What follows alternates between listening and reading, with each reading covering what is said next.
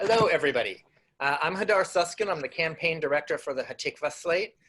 Welcome to this webinar hosted by Partners for Progressive Israel and co-sponsored by Americans for Peace Now and the National Council of Jewish Women. Thank you so much for joining us. Over the next 60 minutes or so, I will be serving as your moderator, which makes a lot of sense because I'm serving as campaign director for this slate. So there it is. Before we get started, I just want to remind everyone that Partners for Progressive Israel, Americans for Peace Now, and National Council of Jewish Women are all part of the Hatikva slate running in these World Zionist Congress elections. Voting started a week ago, and it goes until March 11th. So if you haven't voted yet, please do so, and please encourage friends, family, colleagues, and everybody you know to do so. It's zionistelection.org is the website, and please vote Hatikva, which is slate number 8. Okay, first I'm going to start off by introducing today's panelists. Nancy Kaufman, Nancy, you can wave, is the past CEO of the National Council of Jewish Women and a member of the Hatikva Progressive Israel slate. She's a veteran Jewish community leader, and I will take a point of personal prerogative here and say also we share the same birthday. So hello, Nancy. And our second panelist today is Hagit Ofran. Hagit is the co-director of the Settlement Watch Project of Israeli Peace Now movement, Shalom Achshav. And for those of you who might not know Hagit, she is widely recognized as really the foremost expert on a range of issues relating to the West Bank settlements, occupation, and really settlement-related development in East Jerusalem. So we're very, very happy to have both of you with us today. What we're going to do, just process-wise, is the three of us will share some information with you for maybe 25, 30 minutes or so, after which we'll be taking questions from the audience. I want to make clear to everyone that you can type your questions in right now. If you go to the bottom of your screen, and you may need to move your mouse there to where it says Q&A, you can go ahead and type questions in. Everybody other than the panelists is muted, so that's how we're going to be taking the questions, and we'll get to them throughout the discussion and then at the end there.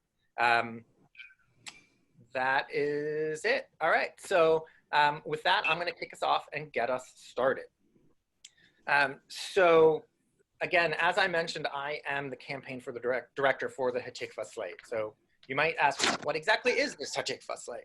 Well, it is a coalition of 11 national organizations, obviously Partners for Progressive Israel, Peace Now, and National Council of Jewish Women, as we mentioned, but joined by a really incredible array of progressive American Jewish voices. Amenu, Aleph, J Street, Trua, NIF, who am I forgetting, Habonim, HaShomer, and Jewish Labor Committee are all part of this process and part of this campaign, along with a really, really incredible list of, of individual Jewish leaders who've joined on to be part of this effort. And for those of you who are familiar with this process and who have, paid attention to Hatikva, you'll know that the slate has existed in previous elections, but it's really a very, very different thing this time because we've built this incredibly big, incredibly broad progressive coalition. And the purpose of this coalition is to run within the World Zionist Congress elections. So a little background, a little frame around that. These elections are taking place, as I said, right now until March 11th. They happen every 5 years. And what they do is they elect the American representatives, the US representatives, to the World Zionist Congress. Now, the Congress will take place this coming October in Jerusalem. There will be 500 total delegates there. Of those 500, 152 come from the United States delegation. So we are running as one of 15 slates, and we are the progressive wing of that whole broad range of organizations.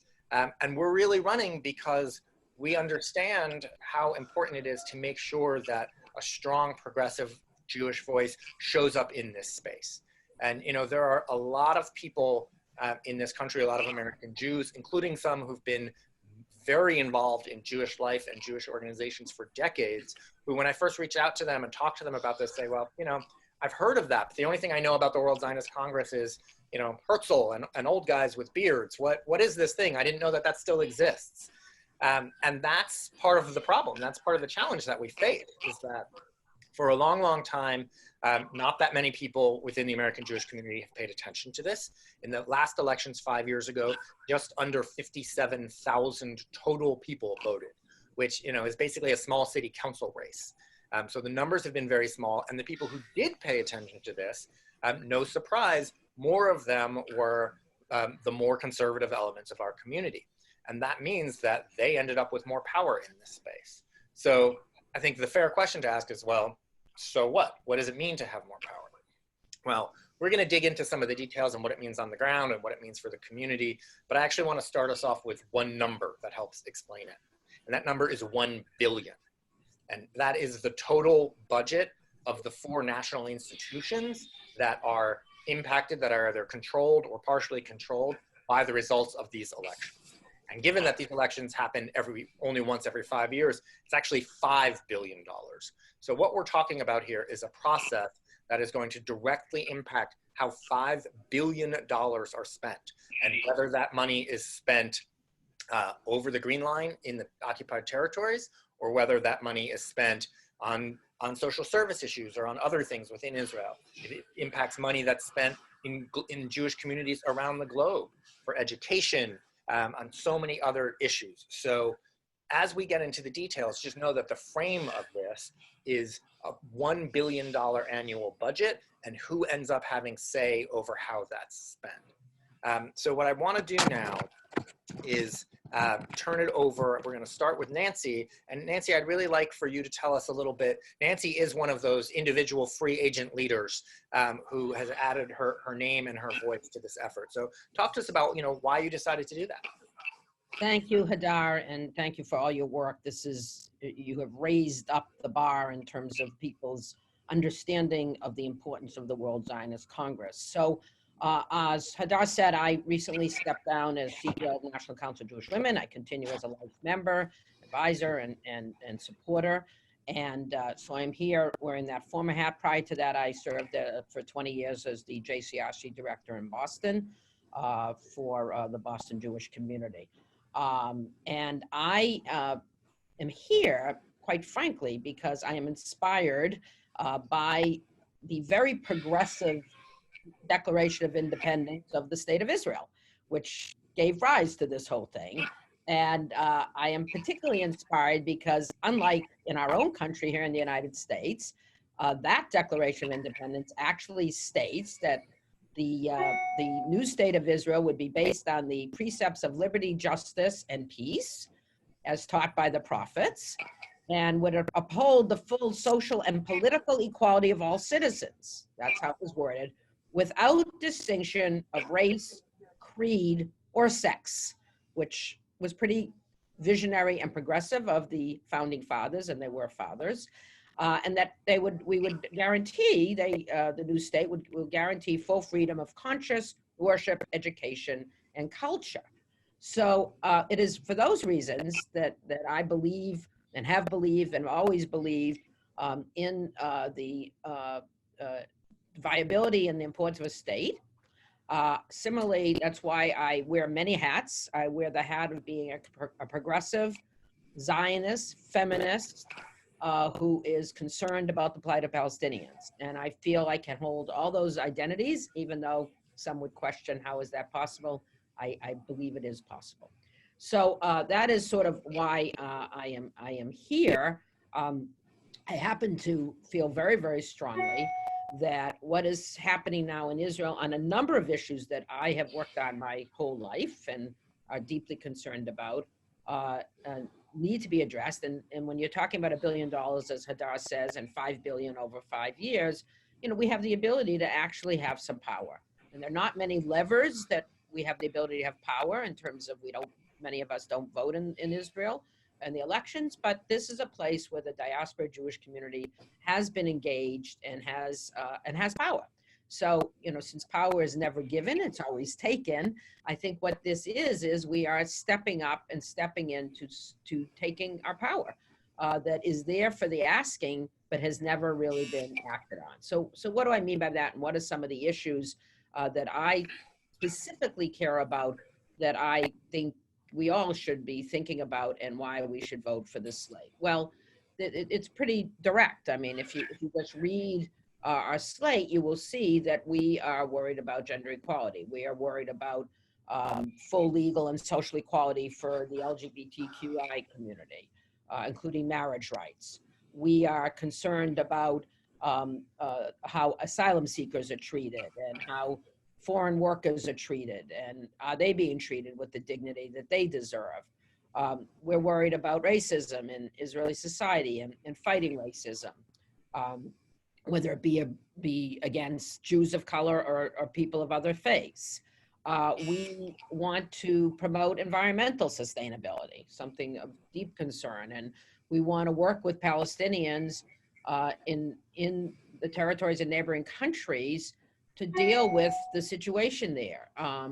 We at NCJW believe in a two-state solution. We believe that Israel, if she's going to be able to continue as a Jewish democratic state, the only alternative is a two-state solution, and are deeply concerned about the move towards a one-state solution.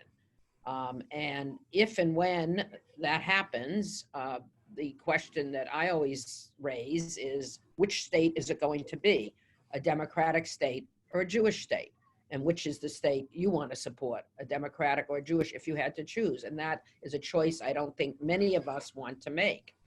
We're aligned with the values and policies of all the groups that are in this are aligned together. We're obviously also aligned with other slates in terms of the reform movement, and we can talk more about that in the Q&A because that does come up as a question. So these are some of the reasons that I decided to sign on.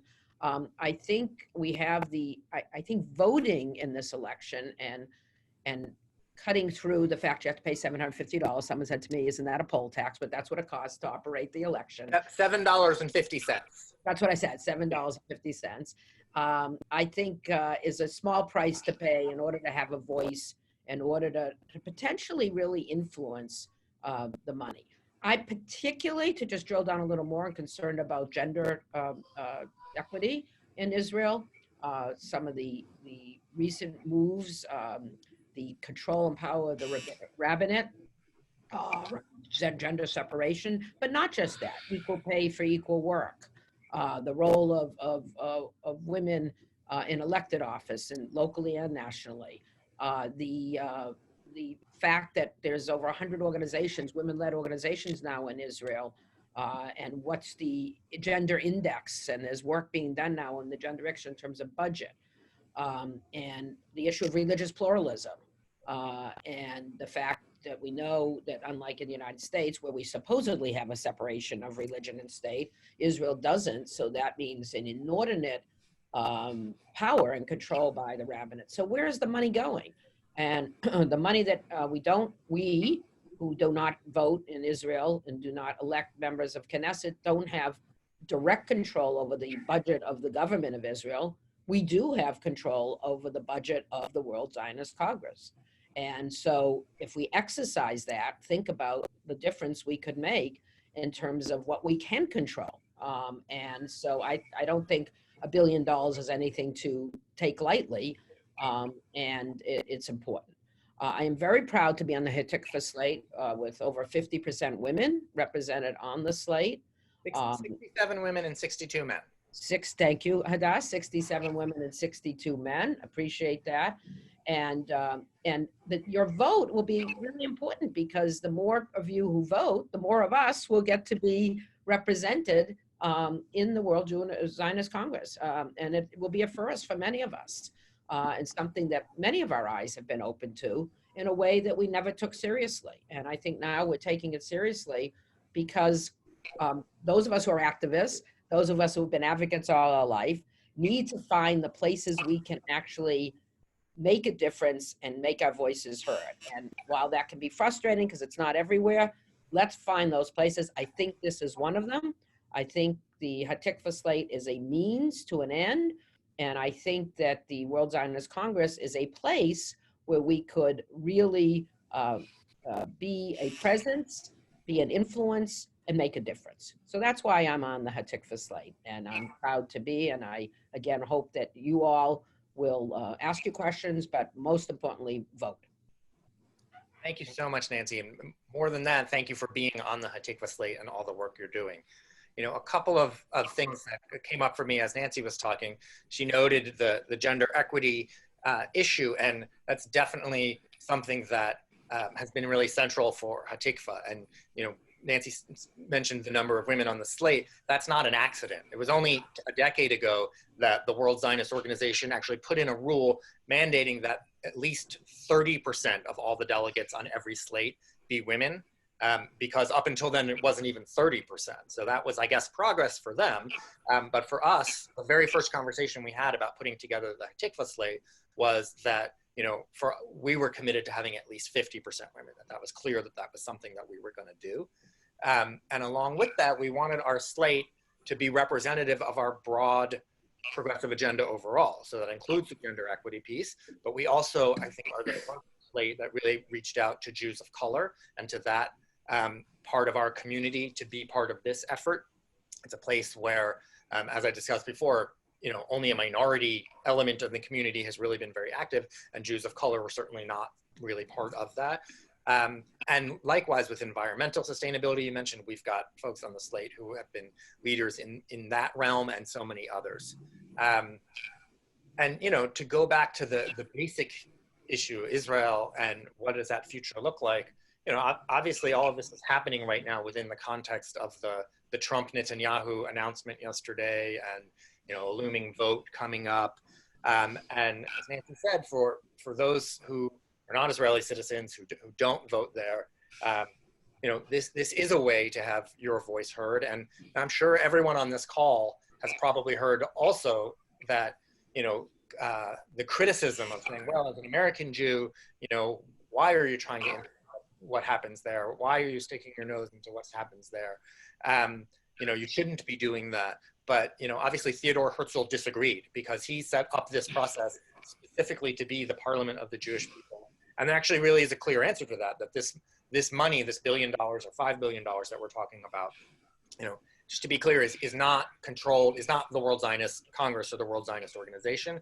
It's the budget of the World Zionist Organization, but much larger than that, it's also the budget of the Jewish Agency for Israel, whose leaders are largely appointed through this process, and World JNF, again, whose leaders are appointed through this process, and the Keren HaYesod. So it's those four national institutions whose collective budget equals the $1 billion that we're talking about, and can have a real influence.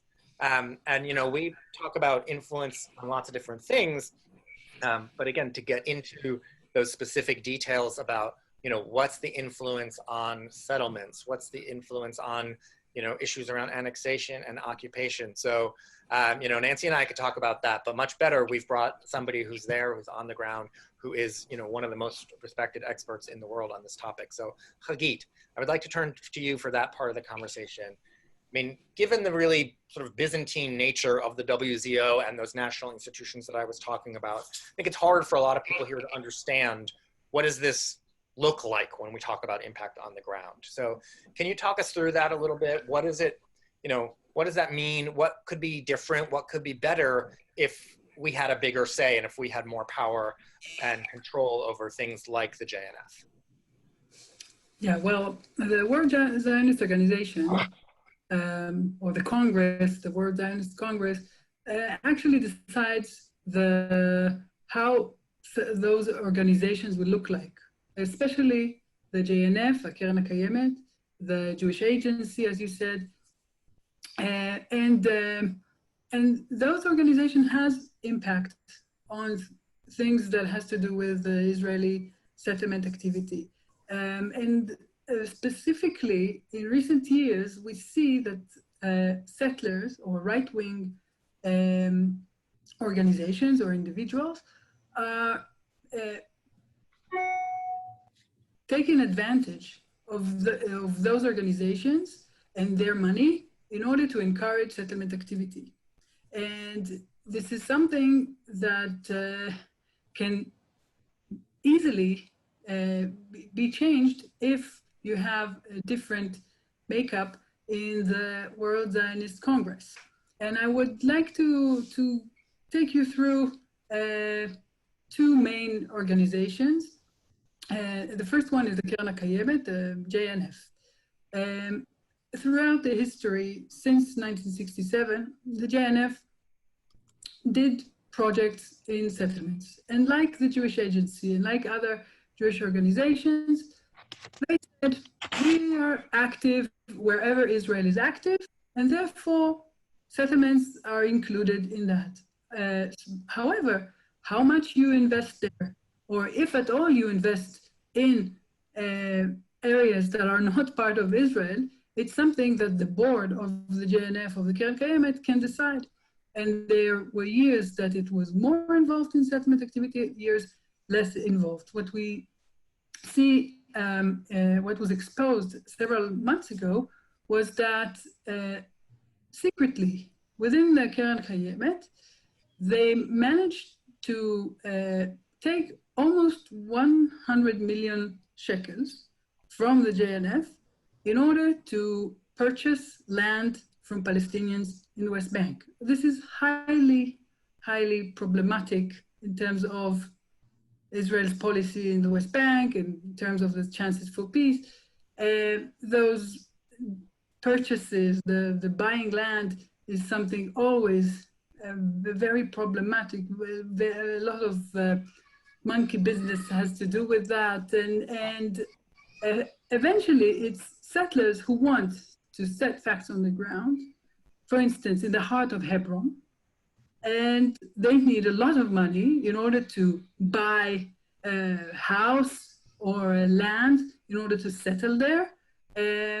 And they found this pocket money from this huge organization that you don't need to fundraise. You have it already, the Keren HaKayemet. What you need is to have the board of the JNF allow you to take this money. In the specific case of what was exposed, they even didn't bring it to the board of the JNF. They did it through a subsidiary of the JNF. And now things are in a lot of debate, and the reform movement, or the representatives of the reform movements who sit in the board of the JNF, who were voted because of the results of the previous elections in the World Zionist Congress, they are pushing now to undo or to block this land purchase issue. However, they tell me they don't have enough votes in the board, so it's not so easy to stop it. So in one decision. There is another issue, very dramatic, that the JNF is doing.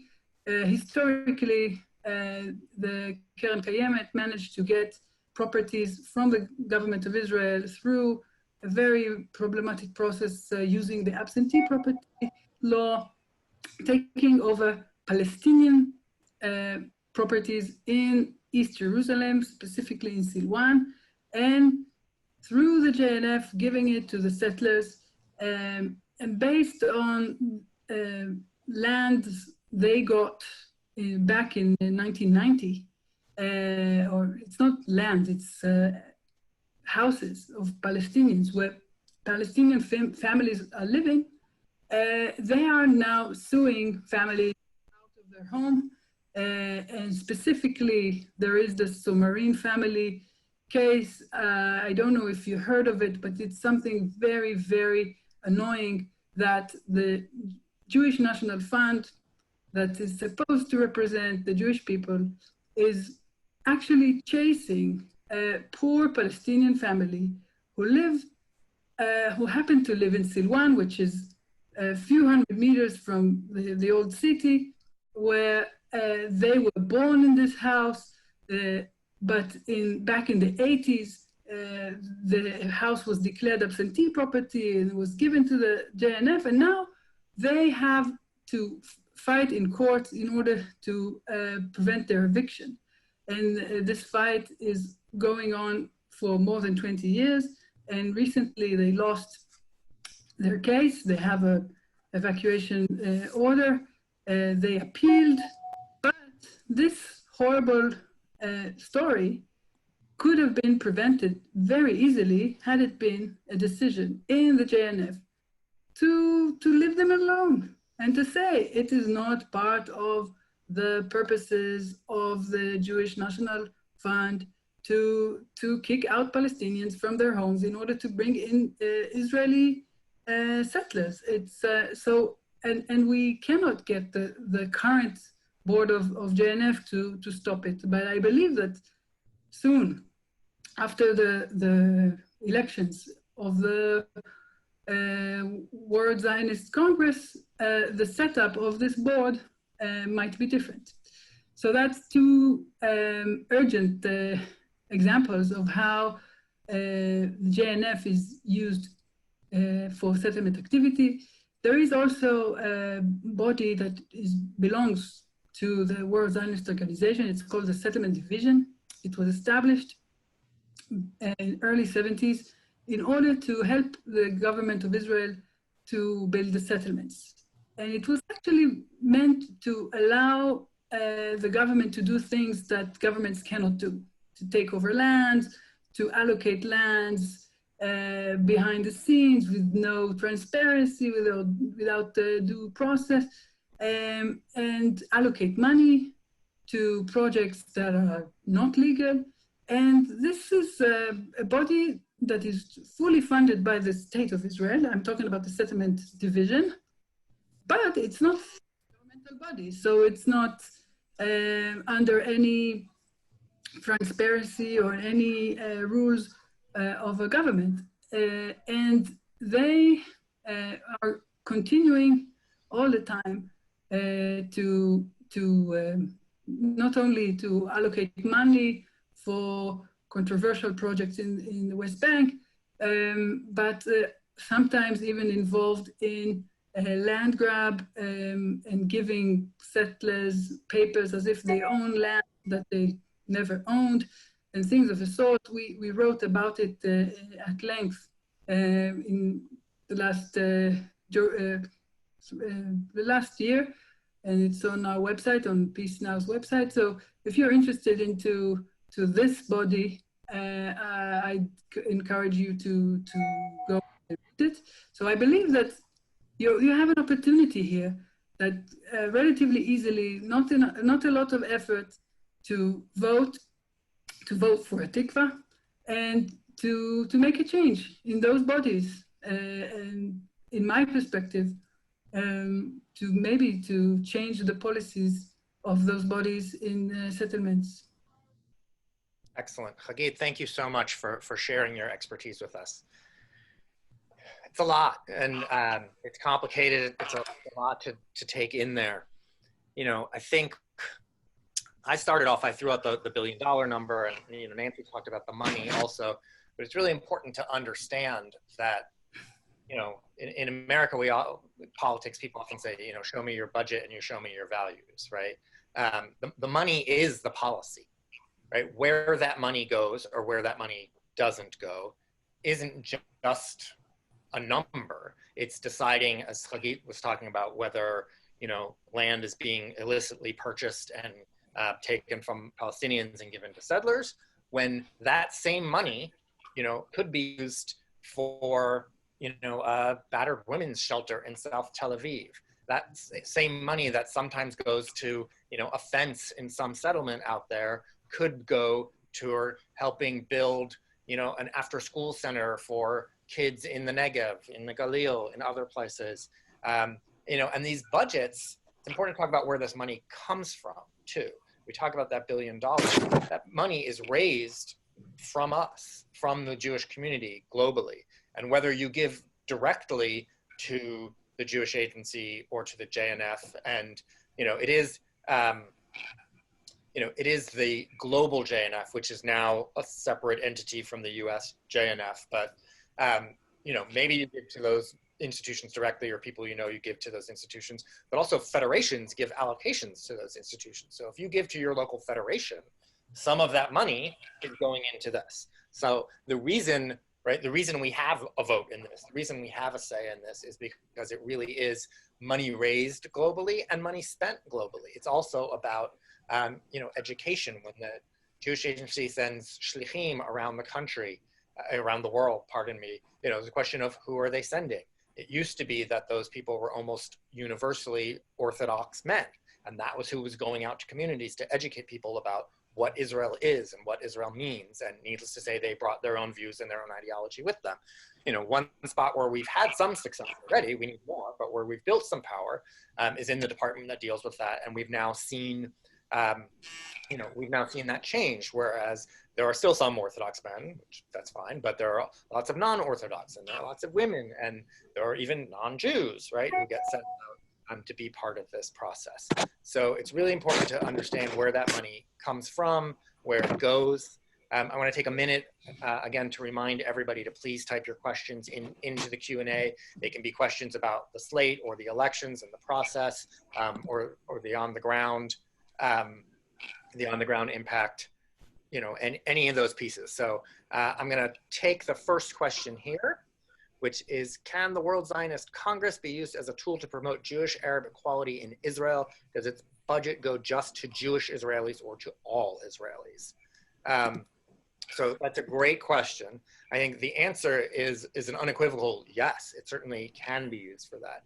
Again, the money that is controlled, this $1 billion, is the total budget of the World Zionist Organization, the Jewish Agency, the JNF, and the Keren Yesod, and they run programs around the country and around the world for all different audiences. So even just starting to talk about, we spent some time talking about where that money goes, where we don't want it to go in terms of settlements, but then it could go other places, and it could go to things, some of it does go, and more of it could go to things that are promoting that kind of cooperation and promoting, coexistence. So the details of literally where all of those dollars goes breaks down through all of those organizations, but there's no doubt that there can be a big impact there.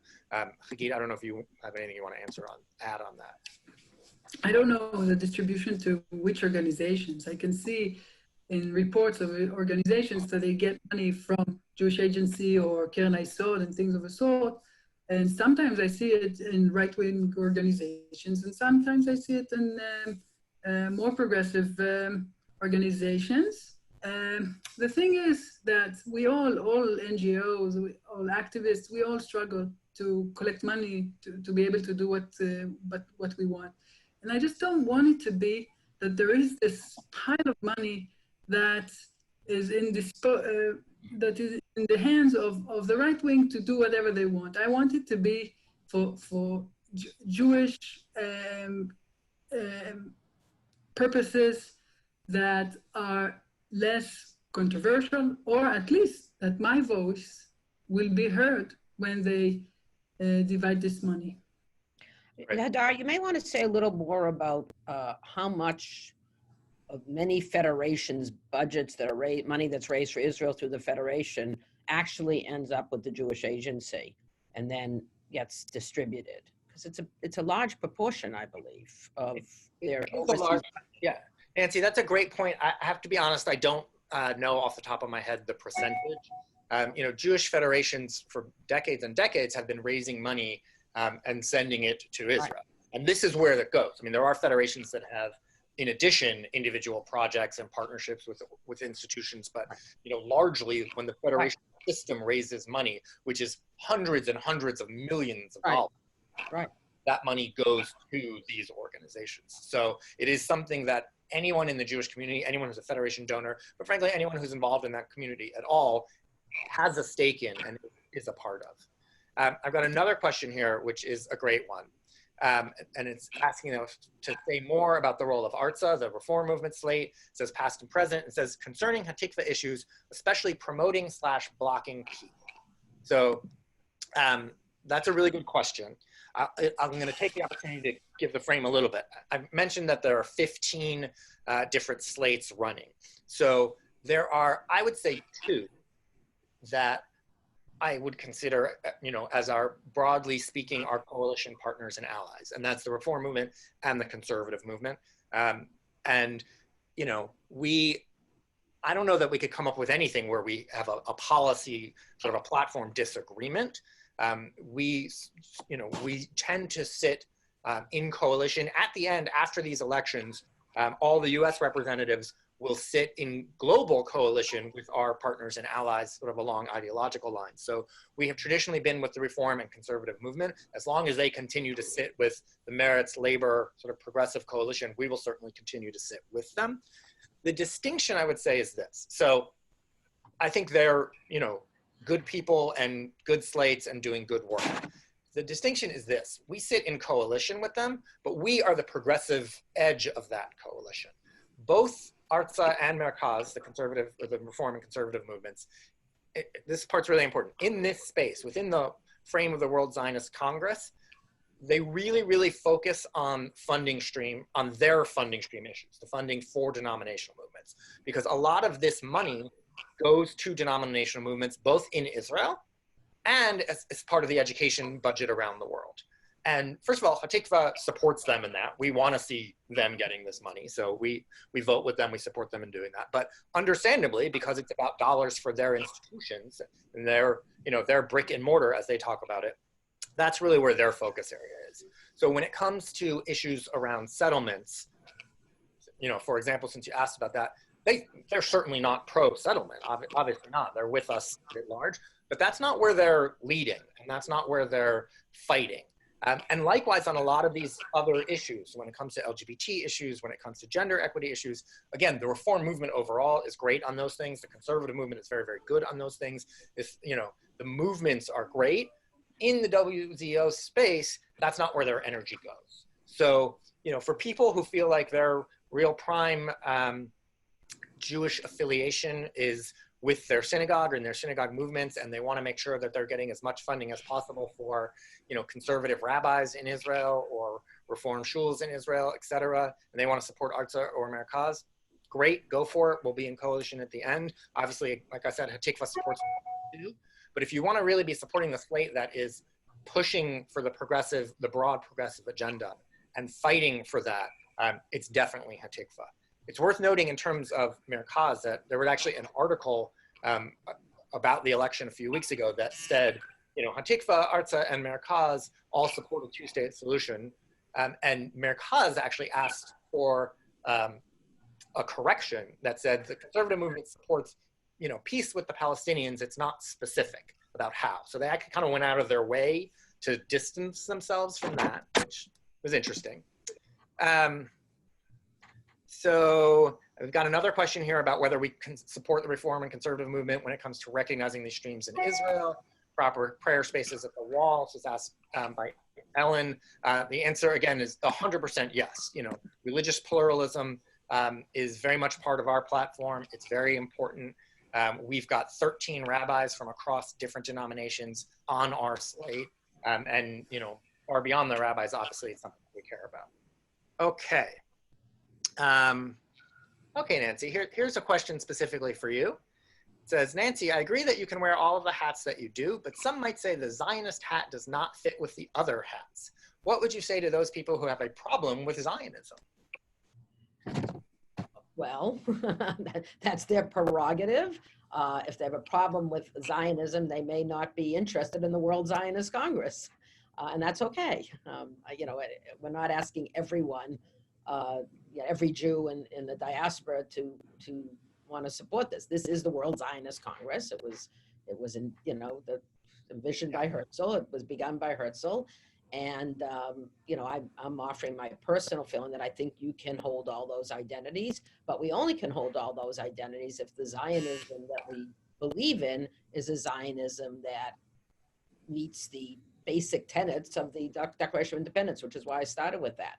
In other words, liberty and justice and equal rights for all of her citizens, and lifting up the role of women, and irregardless of sexual orientation, religion, etc. So I think that's a very personal question. I would not, if someone does not consider themselves a Zionist, then this may not be the right place for them. And I understand that, but appreciate the question. Yeah. Thank you, Nancy. And it's worth it. I didn't lay out, the voting criteria for this. In order to be eligible to vote, there are some really basic things. So first of all, you do have to be Jewish. It is the parliament of the Jewish people. That is very clearly a non-descriptive, self-identified Jewish. So you have to be Jewish, you have to be 18 or older, and it's actually 18 by June 30th of this year, of 2020. So that's basically anybody who's a high school senior this year and older. You have to live in the United States. It is not a legal citizenship question, but you have to live here. So we actually have a whole sub-campaign for Israelis here in the US, and that's because there are elections in many, many different countries. And so it's not a citizenship question, it's a location question. You do, as Nancy mentioned, have to pay this small processing fee. It's $7.50 or $5 if you're 25 or under.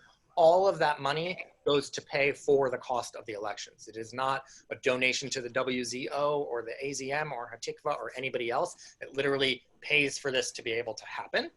And then there is a piece that I think we mentioned really briefly. You have to click on in support, and this goes to the question about Zionism, of something called the Jerusalem Program, which is basically the platform of the World Zionist Organization. And I'll say, for myself as a Slate member, and I know for many, many of the people who are on the Slate and voting for the Slate, it's not language we love. It's kind of dusty old language. And the truth is, folks on the right don't love it either. It's been modified over the years, and it's always a contentious, process between the left and the right and all the different slates and all the different voices. But being willing to click on that and say, okay, I can live with those basic tenets is part of being eligible. So for anyone who says that they're not a Zionist, whether they're Jewish or non-Jewish, this is obviously not their playing field. Okay, Hagit, we've got one for you here. It says, Hagit, dream a little bit. What would you like to see the WZC do in October to support you and the work that you do? And I'm gonna expand that a little bit, because again, the Congress takes place in October, and a lot of important work done there and resolutions that help drive the work of the World Zionist Organization. But take that and expand it to, the organizations that are impacted and whose leadership is determined by the Congress. Look, if I need to dream and go far, I would say the World Zionist Organization will inform the government of Israel that they stop being their subcontractor to the dirty work of settlement activity. Meaning that if the government of Israel wants to do all what the settlement division is doing for it, by managing land and financing projects, if the World Zionist Organization will declare, okay, but not through our organization, not through our bureaucracy, then it will be a very, very important move. But I think politically, it's going to be very hard, although it's so just.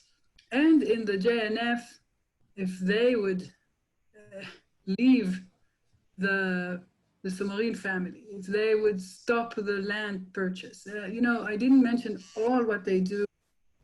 The JNF was involved in going to courts in order to demand demolition of Palestinian homes in the West Bank. Things that really, I think as a Jew, I cannot really support.